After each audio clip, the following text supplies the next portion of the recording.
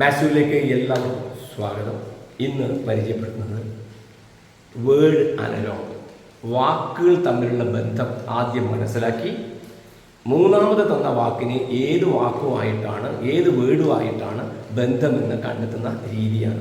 ഇതിന് പൊതുവേ നമുക്ക് പൊതുവിജ്ഞാനം ജനറൽ നോളജ് നമുക്ക് ഉണ്ടായിരിക്കണം. കാരണം പറയുന്ന കാര്യങ്ങൾ എന്തൊക്കെയാണ്, ഏത് തരത്തിലാണ് ബന്ധപ്പെടുന്നത് എന്ന് അറിയേണ്ടതെങ്കിൽ കുറച്ച് കാര്യങ്ങൾ നമുക്ക് അറിവുണ്ടായിരിക്കണം. അപ്പോൾ എന്തൊക്കെ കാര്യങ്ങളാണ് നമ്മൾ അറിഞ്ഞിരിക്കേണ്ടത് എന്ന് ഈ വീഡിയോ കാണുമ്പോൾ നിങ്ങൾക്ക് മനസ്സിലാവും. എല്ലാ 10ഓളം ചോദ്യങ്ങൾ ഇതിൽ നമ്മൾ കൊടുത്തിട്ടുണ്ട്. ഓരോ ചോദ്യം ചെയ്ത് കണ്ടുപിടിക്കുന്ന രീതി എങ്ങനെയാണ് എന്നുകൂടെ വ്യക്തമാക്കിയിട്ടുണ്ട്. അപ്പോൾ ആദ്യം നിങ്ങൾ ഈ ഫുൾ ചോദ്യം കണ്ടതുകൊണ്ട് തന്നെ നിങ്ങൾക്ക് സ്വയം ചെയ്തു നോക്കാം. ഉത്തരം കിട്ടുന്നില്ലെങ്കിൽ മാത്രം വീഡിയോ തുടർന്ന് കണ്ട് കാര്യങ്ങൾ മനസ്സിലാക്കുക. ഈ ചാനൽ സബ്സ്ക്രൈബ് ചെയ്യാത്തവരുണ്ടെങ്കിൽ സബ്സ്ക്രൈബ് ചെയ്യാൻ മടി കാണിക്കരുത്. സമയങ്ങളായത് നമുക്ക് വീഡിയോയിലേക്ക് കടക്കാം. വേർഡ് അനലോഗ് ക്വസ്റ്റ്യൻസ് ആണ് പരിചയപ്പെടുത്തുന്നത്. ധാരാളം ക്വസ്റ്റ്യൻസ് ഉണ്ട്. അപ്പോൾ വേർഡ് അനലോഗ് ക്വസ്റ്റ്യനുമായിട്ട് ബന്ധപ്പെട്ട് ഇതിനു മുമ്പും മാത്സിലുള്ള വീഡിയോസ് ഉണ്ട്. ഇത് കാണാത്ത കുട്ടികളാണെങ്കിൽ അത് വീണ്ടും കണ്ട് കൂടുതൽ ചോദ്യങ്ങളെ പരിചയപ്പെടുക. അന്ന് പരിചയപ്പെടാത്ത ചോദ്യങ്ങളെ ഉൾപ്പെടുത്തിക്കൊണ്ടാണ് ഈ വീഡിയോ തയ്യാറാക്കിയിട്ടുള്ളത്. അപ്പോൾ എന്തൊക്കെ പൊതുവേ നമുക്ക് കാര്യങ്ങൾ അറിയണം. പൊതുവായ ജനറൽ നോളജ് ഏറ്റവും പ്രധാനപ്പെട്ട ഘടകമാണ് ഈ വേർഡ് അനലോഗ് കാര്യങ്ങൾ അറിയാൻ വേണ്ടിയിട്ട്. ഉപകരണങ്ങൾ, അത് ഏതിൻ്റെ ആണെന്നുള്ള ഉപകരണങ്ങൾ, അതേപോലെ തന്നെ ഈ നമ്മുടെ ആനിമൽസ്, സുവോളജി, ബോട്ടണി പോലുള്ള സയൻസ് ശാഖകളെക്കുറിച്ച് നമ്മൾക്ക് അറിഞ്ഞിരിക്കണം. അതേപോലെ നമ്മളെ മാത്തമാറ്റിക്സിലത്തെ ഫിഗേഴ്സിനെ കുറിച്ചിട്ട്. അപ്പോൾ അതുപോലെയുള്ള ഒരുപാട് കാര്യങ്ങൾ, അതുപോലെ നമ്പേഴ്സുമായിട്ട് ബന്ധപ്പെട്ട് ചെറിയ ചെറിയ അറിവുകളടക്കം ഈ ഇതുപോലുള്ള ചോദ്യങ്ങൾ ഈസിയായി ചെയ്യാൻ നമ്മൾ മനസ്സിലാക്കിയെടുക്കേണ്ടതുണ്ട്. നമുക്ക് ഓരോന്നും പോവാം. ഈ അനലോഗിൻ്റെ പ്രത്യേകത ഒന്നുകൂടെ പറയുന്നു. അതായത് ഒന്നാമത്തെയും രണ്ടാമത്തെയും വാക്കുകൾ തമ്മിൽ, വേർഡ്സ് തമ്മിലുള്ള റിലേഷൻ ഏതാണോ ആ റിലേഷനിൽ ഈ മൂന്നാമത്തെ ഈ വാക്കും അടുത്ത വാക്ക് ഓപ്ഷനിലാണ് ഉണ്ടാവുക. അടുത്ത വാക്കും തമ്മിൽ അതേ റിലേഷൻ വേണം. ഇവിടെ എങ്ങനെയാണോ റിലേഷൻ ഉള്ളത്, ബന്ധമുള്ളത്, അതേ ബന്ധത്തിൽ ഇവിടെയുള്ള ആളുകളെയും ബന്ധപ്പെടുത്തി കണ്ടുപിടിക്കുന്നതാണ് ഈ ചോദ്യ രീതി. ഓക്കെ, നമുക്ക് ഒന്നാമത്തേലേക്ക് പോകാം. വളരെ എളുപ്പമാണ്. നോക്കുക, ഡ്രാമ സ്റ്റേജുമായിട്ടാണ് കണക്ട് ചെയ്തിട്ടുള്ളത്, ബന്ധപ്പെട്ടിട്ടുള്ളത്. ടെന്നീസ് ഏതുമായിട്ടെന്നാണ്. അപ്പോൾ നിങ്ങൾക്കറിയാം, ഡ്രാമ നാടകമാണ്. നാടകം സ്റ്റേജിലാണ് കളിക്കുക, അല്ലേ? നാടകം കളിക്കുന്നത് സ്റ്റേജിലാണ്. അപ്പോൾ ടെന്നീസ് കളിക്കുന്നത് എവിടെ എന്നുള്ളതാണ് ചോദ്യം. ടെന്നീസ് കളിക്കുന്നത് ടൂർണമെൻ്റ് എന്നല്ല പറയുക, നെറ്റ് എന്ന് പറയാറില്ല. റാക്കറ്റ് അത് ഉപയോഗിക്കുന്ന ഉപകരണമാണ്. ടെന്നീസ് കളിക്കുക എവിടെയാണ്? കോർട്ടിലാണ്. ടെന്നീസ് കളിക്കുക കോർട്ടിലാണ്. ഇതുപോലുള്ള മുമ്പിലൊരു ചോദ്യം ഉണ്ടായിരുന്നു, ബോക്സിംഗ് എവിടെയാണ് കളിക്കുക എന്ന്. ബോക്സിംഗ് കളിക്കുന്ന സ്ഥലത്തിൻ്റെ പേര് റിങ് എന്നാണ്. ഞാനിവിടെ സൂചിപ്പിക്കുന്നു എന്ന് മാത്രമേ ഉള്ളൂ. അടുത്ത ക്വസ്റ്റ്യൻ, ഹൈഡ്രോഫോബിയ സയൻസുമായിട്ട് ബന്ധപ്പെട്ടതാണ്. ഹൈഡ്രോഫോബിയ വാട്ടറുമായിട്ടാണ്. ഹൈഡ്രോഫോബിയ ജലവുമായിട്ടാണ് ബന്ധം എങ്കിൽ ഓർണിത്തോഫോബിയ ഈ വാക്കൊക്കെ മലയാളത്തിലും ഇതേ വാക്ക് തന്നെയാണ് ഉപയോഗിക്കുക. ഓർണിത്തോഫോബിയ ഏതുമായിട്ട് ബന്ധപ്പെട്ടിരിക്കുന്നു? ഈ ഹൈഡ്രോഫോബിയ വാട്ടർ എന്ന് പറയുമ്പോൾ വെച്ചാൽ വെള്ളത്തിനെ ഭയപ്പെടുന്നവർ, പേടിക്കുന്നവർക്കുള്ള അസുഖത്തിനെയാണ്, വെള്ളം കാണുമ്പോൾ പേടി വരുന്ന അസുഖത്തിനെയാണ് ഹൈഡ്രോഫോബിയ എന്ന് പറയുക. അപ്പോൾ ഓർണിത്തോഫോബിയ ഏതുവിനെ ഭയക്കുന്നതാണെന്നാണ്. അപ്പോൾ അതിന് വേണ്ടിയിട്ട് നിങ്ങൾ കേട്ടിട്ടുണ്ടാവും, ഓർണിത്തോളജി എന്ന് കേട്ടിട്ടുണ്ടാവും. ബേഡ്സുമായിട്ട് ബന്ധപ്പെട്ടിട്ടുള്ളതാണ് എന്ത് പറയാം, ഓർണിത്തോളജി. അപ്പോൾ ആ വാക്ക് ഓർമ്മയുള്ള കുട്ടികൾക്ക് ഇതിൻ്റെ ഈസി ആയിട്ട് കിട്ടും. അപ്പോൾ ഓർണിത്തോഫോബിയാണ്.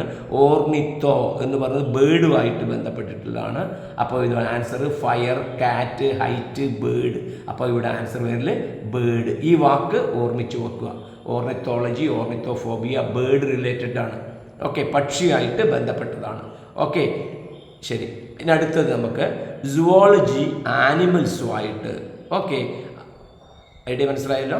അപ്പോൾ നമ്മൾക്ക് ഇവിടെ കിട്ടുന്നത് ജന്തുശാസ്ത്രം എന്ന് പറയുന്നത് മൃഗങ്ങളുമായിട്ട് ബന്ധപ്പെട്ടതാണ് എങ്കിൽ ബോട്ടണി എന്ന് പറയുന്നത് ഏതുമായിട്ട് ബന്ധപ്പെട്ടിട്ടുള്ളതാണെന്നാണ് ഓർമ്മിക്കേണ്ടത്. അപ്പോൾ ഈ സുവോളജി എന്നാൽ ആനിമൽസിൻ്റെ പഠനമാണ് സുവോളജി. മൃഗങ്ങളുമായിട്ട് ബന്ധപ്പെട്ട പഠനമാണ് സുവോളജി എന്ന് പറയുന്നത്. സുവോളജി ആനിമൽസുമായിട്ട് ബന്ധപ്പെട്ടതാണ്. അപ്പോൾ ബോട്ടണി ഏതുമായിട്ട് ബന്ധപ്പെട്ടത്? ബോട്ടണിക്കൊക്കെ പഠിക്കുന്നുണ്ട് ആ വിഷയം. ബോട്ടണി എന്ന് പറഞ്ഞാൽ പ്ലാന്റ്സുമായിട്ട് ബന്ധപ്പെട്ടിട്ടുള്ളതാണ്. ചെടികളും അതിൻ്റെ വളർച്ചയും കാര്യങ്ങളുമായിട്ട് ബന്ധപ്പെട്ടിട്ടുള്ളതാണ് ബോട്ടണി. അപ്പോൾ ട്രീസ്, ഫ്ലവേഴ്സ് അല്ല, ബോഡിയല്ല, പ്ലാന്റ്സ് ആണ് അതിൻ്റെ ആൻസർ വരിക. ഓക്കെ, ഇനി നോക്കൂ, ബോൾ സൺ. സിഗരറ്റ് ഏതുമായിട്ട്. അപ്പോൾ ബോൾ സൺ എന്ന് പറയുമ്പോൾ പന്താണ്, സൂര്യനാണ്. പന്ത് സൂര്യൻ എന്ന് പറയുമ്പോൾ എന്തായിരിക്കും അത് ഉദ്ദേശിക്കുന്നത്? സൂര്യൻ്റെ ഷേപ്പാണ് ഈ പന്തിൻ്റെ ആകൃതിയിൽ, ബോളിൻ്റെ ആകൃതിയിൽ വരിക അല്ലേ. അപ്പോൾ ഏതിൻ്റെ ഷേപ്പാണ് സിഗരറ്റിൻ്റെ ഇതിൽ വരിക എന്നാണ് നമ്മൾ കണ്ടുപിടിക്കേണ്ടത്. നോക്കുക, pipe, smoke, white, fire. Shape എന്ന് പറയുമ്പോൾ പൈപ്പിൻ്റെ, സിഗരറ്റ് എന്ന് പറയുമ്പോൾ അത് ഈ മോഡലുള്ളതല്ലേ സിഗരറ്റ് വരുന്നത്. അപ്പോൾ ഏതിൻ്റെ മോഡലിലാണ് ഉണ്ടാവുക? പൈപ്പിൻ്റെ. അപ്പോൾ ആൻസർ പൈപ്പാണ് വരിക. ഓക്കെ, അടുത്തത് കാൽക്കുലേറ്റർ, കാൽക്കുലേഷൻസ്, സ്കെയിൽ ഏതുമായിട്ടാണ്. അപ്പോൾ കാൽക്കുലേറ്റർ, കാൽക്കുലേഷൻസ് എന്ന് പറയുമ്പോൾ എന്താണ്? കാൽക്കുലേറ്ററിൻ്റെ ഉപയോഗമാണ് കാൽക്കുലേഷൻസ് അല്ലേ, കണക്ക് കൂട്ടൽ. കാൽക്കുലേറ്ററിൻ്റെ ഉപയോഗമാണ് കണക്ക് കൂട്ടുക എന്ന് പറയുന്നത്. അതേപോലെ സ്കെയില്, അളവ് ഏതിൻ്റെയാണ് ഉപയോഗിക്കുന്നത്? നോക്കിയാൽ സ്കെയിൽ എന്തിനാണ് ഉപയോഗിക്കുക എന്ന് മാത്രം കണ്ടുപിടിച്ചാൽ മതി. Inches, centimetres, steel, measure. അളക്കുന്നതിന് വേണ്ടിയിട്ടാണ് സ്കെയിൽ ഉപയോഗിക്കുക. അപ്പോൾ മെഷറിന് വേണ്ടിയിട്ടാണ് എന്ത് ഉപയോഗിക്കുക? സ്കെയിൽ ഉപയോഗിക്കുക. അളക്കാനാണ് ഉപയോഗിക്കുക. പിന്നെ ഇഞ്ച് എന്ന് പറഞ്ഞ ഒരു അളവിൻ്റെ പേരാണ്. അപ്പോൾ സെൻറ്റിമീറ്റർ, ഇഞ്ച് എന്നൊക്കെ പറയുന്ന അളവിൻ്റെ പേരാണ്. സ്റ്റീൽ എന്ന് പറയുന്നത് ആ സ്കെയിലിൻ്റെ മെറ്റലാണ്. ഓക്കെ, അപ്പോൾ അങ്ങനെയുള്ള ആൻസർ വരില്ല. ഇവിടുത്തെ ഉപയോഗം എന്താണെന്ന് നോക്കുക. Calculator, calculations. അപ്പോൾ സ്കെയിൽ എന്തിന്? മെഷർ, അളക്കാൻ വേണ്ടിയിട്ട് ഉപയോഗിക്കുന്നു. അടുത്തത് ട്രയാങ്കിൾ, ഫിഗറാണ്. കാർ ഏതുമായിട്ടാണ്? അപ്പോൾ ട്രയാങ്കിൾ എന്ന് പറയുന്നത് ഇതിനാണ് നമ്മൾ ട്രയാങ്കിൾ എന്ന് പറയുക. അപ്പോൾ ഇതിനെ നമ്മൾ എന്താണ് പറയുക? ഫിഗർ, ചിത്രം എന്നാണ് പറയുക. ട്രയാങ്കിൾ ഒരു ഫിഗറാണ്, ചിത്രമാണ്. എങ്കിൽ കാർ എന്ന് പറയുന്നത് എന്താണ്? Seat, vehicle, road, white. എന്താണ് കാർ എന്ന് പറയുന്നത്? ഒരു വാഹനമാണ്. അപ്പോൾ വെഹിക്കിളാണ് ഇതിൻ്റെ ആൻസറായിട്ട് വരിക. കാർ എന്ന് പറഞ്ഞാൽ വെഹിക്കിളാണ്. സീറ്റ്, റോഡ് എന്നൊക്കെ വൈറ്റ് എന്നൊക്കെ പറയുന്നത് അതുമായി ബന്ധപ്പെട്ട കാര്യങ്ങൾ മാത്രമാണ്. അപ്പോൾ ത്രികോണം ചിത്രമാണെങ്കിൽ കാർ എന്ന് പറയുന്നത് ഒരു വെഹിക്കിൾ, വാഹനം ആകുന്നു. ഇനി അടുത്ത് നോക്കൂ, ബിഗ്, സ്മോൾ, വലുത്, ചെറുത്. സോളിഡ് എന്ന് പറഞ്ഞാൽ ഖരമായിട്ടുള്ള സംഭവം, ഉറപ്പുള്ള ഖരമായിട്ടുള്ള സാധനങ്ങൾ. അപ്പോൾ അത് ഏതുമായിട്ട് ബന്ധപ്പെട്ടുള്ളൂ എന്നുള്ളതാണ്. അപ്പോൾ നിങ്ങൾ നോക്കേണ്ടത് ബിഗ്, സ്മോള് എന്ന് പറഞ്ഞത് രണ്ടും ബന്ധമില്ല. ഒന്ന് വലുത്, മറ്റേത് സ്മോൾ, ചെറുതാണ് അല്ലേ. അതിൻ്റെ ഓപ്പോസിറ്റിൽ വരുന്ന രീതിയിലാണ്. അപ്പോൾ സോളിഡ് എന്ന് പറയുന്നത് ഖരമാണ് എന്ന് പറഞ്ഞാൽ ഉറപ്പുള്ള സാധനങ്ങളാണ് ഖരം. നമ്മൾ മരം, അതേപോലെ ഇരുമ്പിൻ്റെ കട്ട, ഇങ്ങനെ സാധനങ്ങളൊക്കെ വരുന്നതാണ് സോളിഡ്. അപ്പോൾ അങ്ങനെയല്ലാത്തത് എന്താണ് വരിക? Liquid, metal, smoke, cold. അപ്പോൾ എന്താ വരിക? സോളിഡ് എന്ന് പറഞ്ഞാൽ ഖരമാണെങ്കിൽ ലിക്വിഡ് എന്ന് പറയുന്നത് എന്താ? ദ്രാവകമാണ്. അപ്പോൾ ഇതുമായിട്ട് ഇതിന് നേരെ എതിരെ വരുന്നതാണ് ഇത് ദ്രാവകം. ഖരം, ദ്രാവകം. മെറ്റൽ എന്ന് പറഞ്ഞാൽ സോളിഡ്, മെറ്റൽ സോളിഡാണ്. ഓക്കെ, ഇത് അങ്ങനെയല്ല, സ്മോളിൻ്റെ നേരെ വിപരീതമായിട്ട് വരും, ഓപ്പോസിറ്റായിട്ട് വരുന്ന രീതിയിലാണ് ഇവിടെ എന്ത് വരുന്നത്? ബിഗ് വരുന്നത്. അപ്പോൾ സോളിഡിൻ്റെ ആൻസർ എന്താ വരിക? ലിക്വിഡാണ് വരിക. സ്മോക്ക്, കോൾഡ് ഇതൊന്നും വരുന്നില്ല. നോക്കൂ, ഡോക്ടർ, പേഷ്യൻ്റാണ്. ലോയർ ആരുമായിട്ട് ബന്ധം? ഡോക്ടർ, പേഷ്യൻ്റ് എന്ന് പറഞ്ഞാൽ നമുക്ക് അറിയാം. പേഷ്യൻ്റ് രോഗിയാണ്, ഇത് ഡോക്ടറാണ്. അപ്പോൾ രോഗി ആരുടെ അടുത്തേക്കാണ് പോവുക? ഡോക്ടറുടെ അടുത്തേക്കാണ് പോവുക. അപ്പോൾ ലോയറിൻ്റെ അടുത്തേക്ക് ആരാണ് വരിക എന്ന് കണ്ടുപിടിച്ചാൽ മതി. ലോയർ എന്ന് പറഞ്ഞാൽ വക്കീലിൻ്റെ അടുത്തേക്ക് ആരാ വരിക? ജഡ്ജി വരില്ല. ക്ലർക്ക് എന്ന് പറഞ്ഞാൽ അയാളുടെ ജോലിക്കാരനാണ്. മജിസ്ട്രേറ്റ് വരില്ല. ക്ലയൻറ്റ് പറഞ്ഞാൽ എന്താ അർത്ഥം? കക്ഷി. ക്ലയൻറ്റ് എന്ന് പറഞ്ഞാൽ കക്ഷി എന്നാണ് അർത്ഥം. അപ്പോൾ മലയാളം മീഡിയം കുട്ടികൾ ആ മലയാളം വാക്കും കൂടെ ഓർമ്മിച്ച് വെക്കണം, ക്ലയൻറ്റ്. അപ്പോൾ ഈ കക്ഷികളാണ്, ഒരു കേസിലുള്ള കക്ഷികളാണ് ആരുടെ അടുത്തേക്ക് വരിക? വക്കീലിൻ്റെ അടുത്തേക്ക് വരിക. രോഗികൾ ഡോക്ടറെടുക്കെ പോകുന്നത് പോലെ. അടുത്തത് ബിയർ, കബ്ബുമായിട്ട് ബന്ധം. ഹോഴ്സ് ഏതുമായിട്ടാണ് ബന്ധം? അതിൻ്റെ മലയാളത്തിൽ പറഞ്ഞാൽ കരടി ആണ് ബിയർ. കബ്ബ് എന്ന് പറഞ്ഞാൽ കരടിയുടെ കുട്ടിയെ വിളിക്കുന്നതാണ് കബ്ബുകൾ. അതുപോലെ ഹോഴ്സ് കുതിരയാണ്. അപ്പോൾ കുതിരയുടെ കുട്ടിയെ ഏതാണ് വിളിക്കുക എന്നുള്ളതാണ്. കുതിരയുടെ കുട്ടിയെ വിളിക്കുന്ന ഇതിൽ നമുക്കറിയാം ഫോളാണ് കുതിരയുടെ കുട്ടി. അപ്പോൾ ഈ ഫോൾ എന്ന് മാത്രം പഠിച്ചാൽ പോരാ. കാരണം ഈ ചോദ്യത്തിൽ ഇപ്പോൾ ഫോൾ എന്ന് വന്നു കഴിഞ്ഞു. പക്ഷേ അതേ സമയത്ത് മറ്റ് ചോദ്യങ്ങളൊക്കെ വരുന്ന സമയത്ത് ഇവ ഓരോന്നും ആരുടേതാണ് എന്ന് പറയണം. അപ്പോൾ കാഫ് എന്ന് പറഞ്ഞാൽ നമുക്കറിയാം ഈ കൗ അല്ലെങ്കിൽ ബുള്ള്. അപ്പോൾ അവയുടെ കുട്ടികളെയാണ് കാഫ് എന്ന് പറയുക.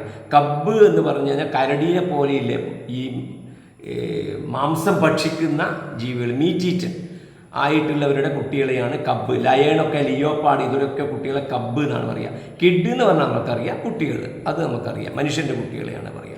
അപ്പോൾ ഫോളാണ് ഹോഴ്സിൻ്റെ ഇത് വരിക. ഓക്കെ, അടുത്തത് ടേബിള്, വുഡ്, ക്ലോത്ത് എന്താണ്? അപ്പോൾ ഈ ടേബിള്, വുഡ് എന്ന് പറയുമ്പോൾ നിങ്ങൾക്ക് മനസ്സിലായിട്ടുണ്ടാവും, വുഡ് കൊണ്ടാണ് ടേബിൾ ഉണ്ടാക്കുന്നത് അല്ലേ?